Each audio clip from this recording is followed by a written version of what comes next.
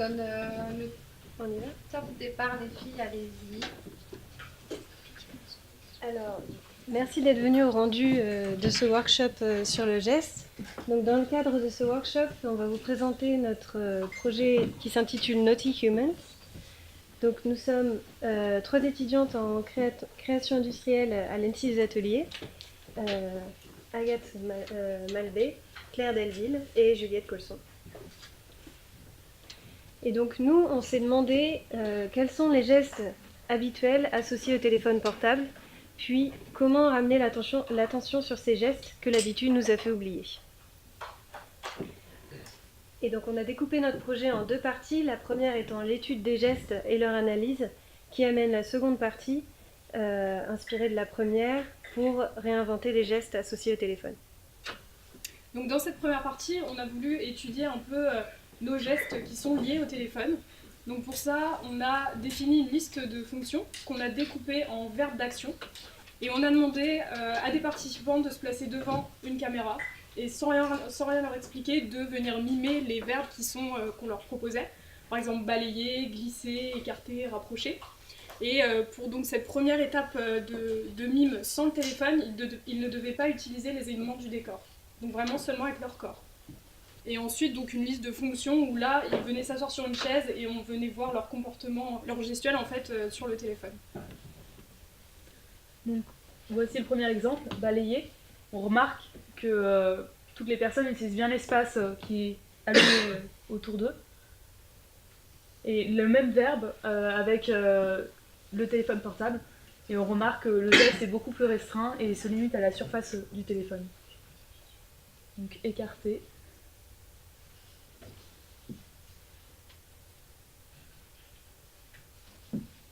Rapprocher. Donc on a fait une sélection parce qu'on a interviewé beaucoup de personnes, on a fait beaucoup de verbes comme vous avez pu le voir. Et là on vous présente une sélection des verbes. Zoomer.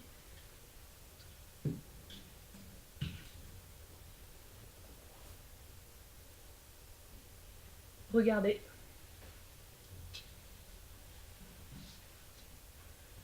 Regarder de nouveau mais sur le téléphone portable. Là on remarque que les gens sont plus courbés sur leur téléphone et ne sont plus ouverts au monde comme ils le faisaient avant en regardant la caméra. Tapoter, où tout le corps rentre bien en jeu. Tapoter de nouveau sur l'écran. Tracer.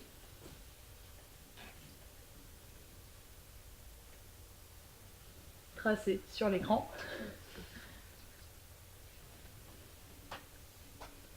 Écouter.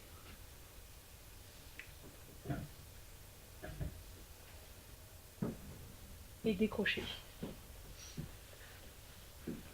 Ah, verrouiller encore. Et une autre action courte, déverrouiller. Donc en fait, après cette analyse de gestes, on se rend compte que les gestes qui sont effectués sans le téléphone sont mobilisent beaucoup plus de parties du corps. Par exemple, pour glisser, il y a même une personne qui a carrément utilisé ses cheveux pour glisser.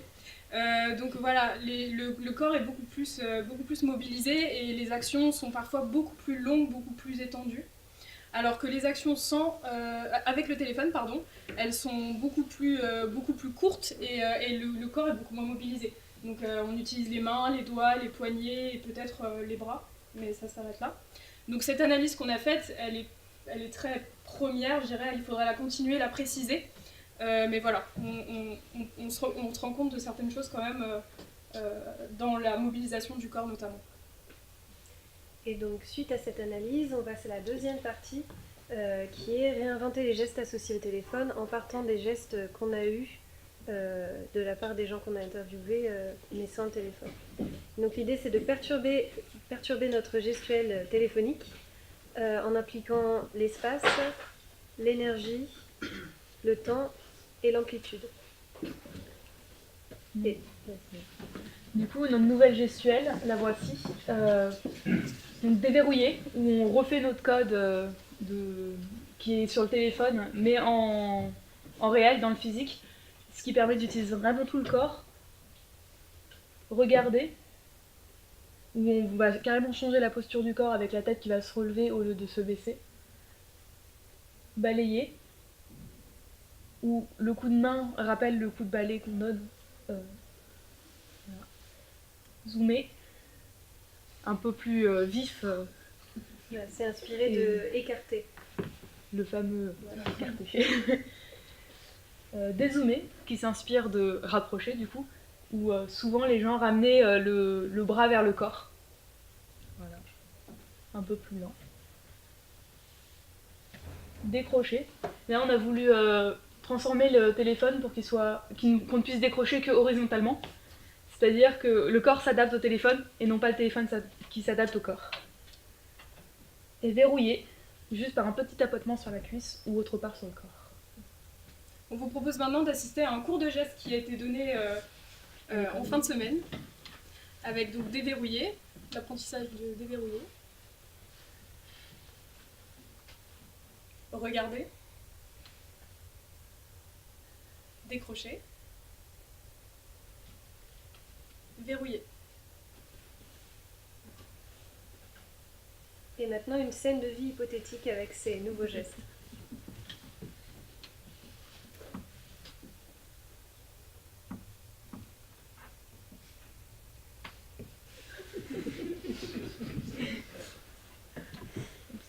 Voilà, donc évidemment la scène qu'on a présentée, c'est pas le but de notre projet, mais voilà, l'idée c'était de ramener l'attention sur les gestes et de voir un peu ce que les gens allaient faire quand on allait leur dire tous ces verbes. Et voilà, c'était notre projet Naughty Humans et on voudrait remercier nos intervenants et tous nos participants qui ont pris des risques insensés pour réaliser cette vidéo. Alors juste, il nous reste 3 minutes, même 2 minutes. Je vais vous demander à tous de vous lever s'il vous plaît, avec votre téléphone dans les mains. Et on va maintenant vous apprendre les différents gestes que vous avez pu voir pendant cette présentation.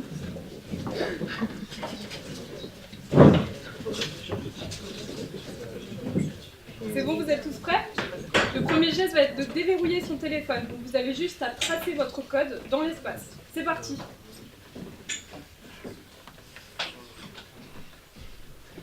Maintenant, on va venir regarder son téléphone. Donc vous prenez votre temps pour étendre le bras vers le haut.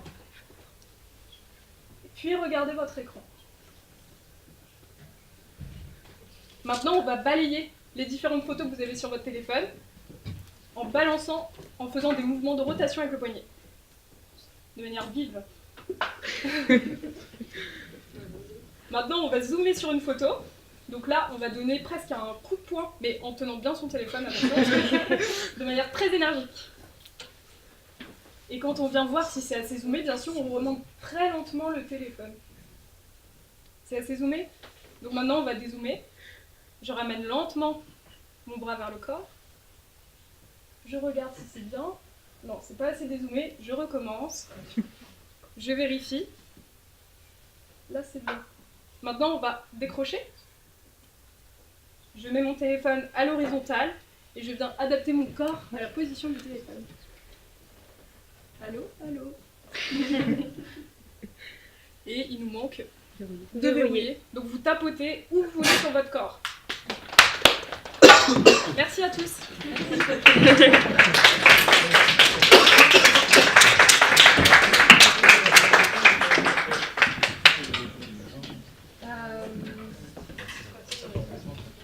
Est-ce que vous avez des questions? Oui.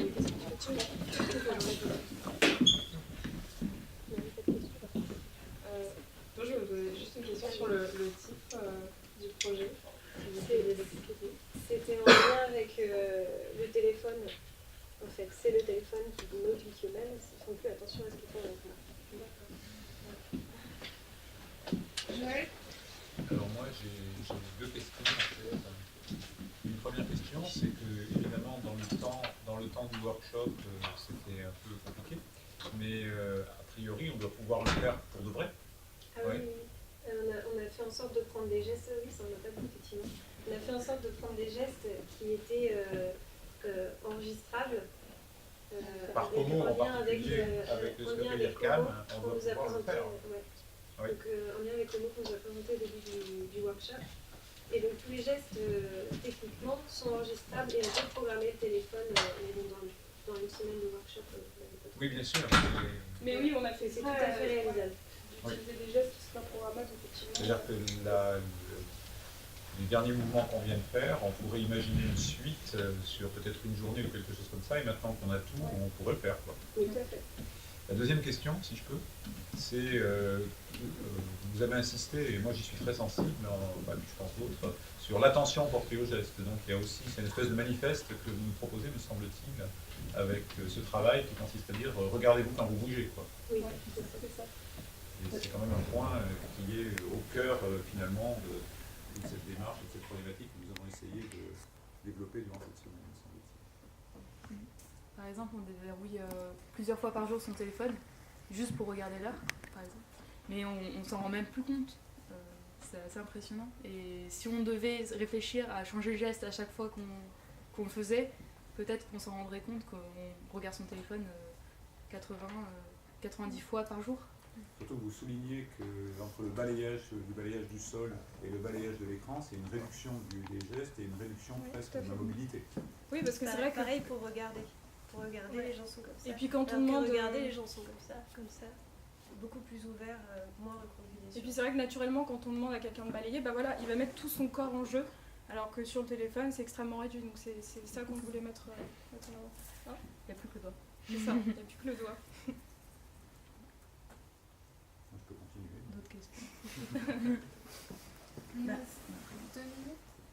Moi, je comprends très très bien l'exercice auquel vous vous êtes attaché, à savoir de réinterroger le rapport au corps, le rapport à l'espace, le rapport à l'environnement. Donc ça, je trouve ça super intéressant. Maintenant, au-delà de la dimension symbolique de ce travail, quel sens ça a de reproposer une autre gestuelle que celle dont on a l'habitude vis-à-vis de ce petit truc-là qui est quand même censé raccourcir certains temps, améliorer les conditions de vie, aller plus vite, etc. Donc au-delà de la symbolique de ce que vous proposez, quel est le sens si on pousse votre proposition jusqu'à une réalité de fonctionnement du téléphone, quel est ce sens? Ça n'a rien à voir avec la fonction en fait. C'est vraiment axé sur les gestes et l'idée c'est pas de transformer le monde et de faire tout le monde doit déverrouiller de cette façon. Ça n'aurait pas de sens à ce niveau-là. Non, l'idée c'était vraiment de ramener l'attention sur le geste pendant un temps assez court en modifiant les gestes. D'accord, mais est-ce que vous pousseriez votre étude plus loin en réellement proposant une autre gestuelle, peut-être pas aussi, comment dirais-je, manifeste que celle que vous nous avez montrée, mais effectivement de repenser le lien physique et mobile qu'on a avec cet appareil. C'est vrai qu'on pourrait pousser plus loin dans cette direction. En présentant quelque chose peut-être de moins spectaculaire. Le fait de repenser à ces gestes, je trouve ça très important. Maintenant, en lien avec ça, peut-être pousser plus loin le sens de votre démarche, je trouve. Voilà, les gestes là aujourd'hui sont vraiment, comme disait Joël, des réductions des actions qu'on a de manière quotidienne. Mais du coup, peut-être ce projet-là, il est aussi pour réinterroger les fabricants de téléphones et leur faire questionner la place du geste dans leur téléphone. Surtout que là, c'est limité à un écran. Et comme on peut le voir avec la technologie Como, on peut s'affranchir de juste l'écran pour faire... Je suis d'accord. Mais la réduction du geste, comme tu dis, elle peut aussi avoir du sens dans la technologie. Une question et après on passe J'ai au plus prochain. un commentaire dans ce sens-là. C'est donc Marion Boileau n'est pas là cet après-midi parce qu'elle ne pouvait pas venir. Mais typiquement, on pourrait prendre vraiment au pied de la lettre, strictement au pied de la lettre, ce que vous venez de faire, et en faire une démarche pédagogique au sein des écoles, et en disant pour des enfants, toute cette question que vous avez sur le geste, sa réduction ou au contraire sur l'ouverture, on pourrait les faire se servir des smartphones de la manière dont vous le proposez, et qui engagerait beaucoup plus le corps, et qui serait immédiatement une façon de construire la relation, par exemple, au smartphone et à ces outils pour des enfants qui soient beaucoup plus ouvertes et tout d'un coup beaucoup moins réduites et beaucoup moins bloquées sur les écrans, par exemple. Donc on pourrait prendre votre projet comme pratiquement outil de travail dans un cadre pédagogique. Et pas seulement comme un manifeste ou une déclaration. Et la part du design là-dedans est extrêmement importante. Merci beaucoup. Merci.